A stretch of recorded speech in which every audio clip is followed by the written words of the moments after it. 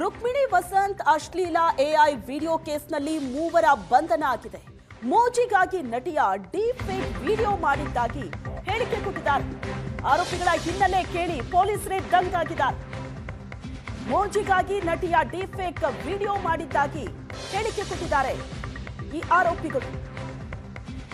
BSc nursing ಪದವೀಧರನಾಗಿರುವ ಆರೋಪಿ ರವಿಕುಮಾರ್ 20 ಲಕ್ಷದ salary package ಹೊಂದಿರುವ ಇಂಜಿನಿಯರ್ ರಂಜಿತ್, ಚಾರ್ಟೆಡ್ ಅಕೌಂಟೆಂಟ್ ಕಂಪನಿಯಲ್ಲಿ ಕೆಲಸ ಮಾಡ್ತಾ ಇರುವಂತ ಚಂದ್ರಕಾಂತ್,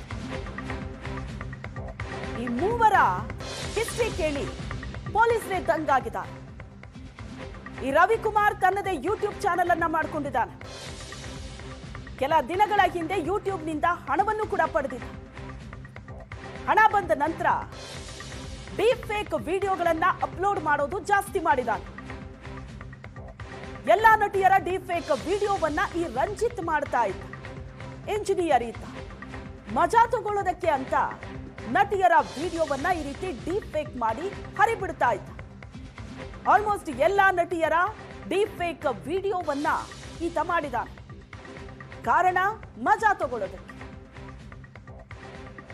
ಪೊಲೀಸ್ ವಿಚಾರಣೆಯ ವೇಳೆ ಈ ಮೂವರು ಆರೋಪಿಗಳು ತಪ್ಪೊಪ್ಪಿಕೊಂಡಿದ್ದಾರೆ.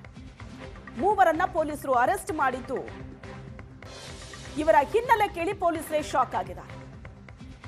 ಚಾರ್ಟೆಡ್ ಅಕೌಂಟೆಂಟ್ ಕಂಪನಿಯಲ್ಲಿ ಒಬ್ಬ ಕೆಲಸ ಮಾಡ್ತಾ ಇದ್ರೆ, ಮತ್ತೊಬ್ಬ ಇಂಜಿನಿಯರ್, ಇನ್ನೊಬ್ಬ ಪದವೀಧರ, ಬಿಎಸ್ಸಿ ನರ್ಸಿಂಗ್ ಪದವೀಧರ, ಮೂವರನ್ನ ಪೊಲೀಸರು ಅರೆಸ್ಟ್ ಮಾಡಿದ್ದಾರೆ.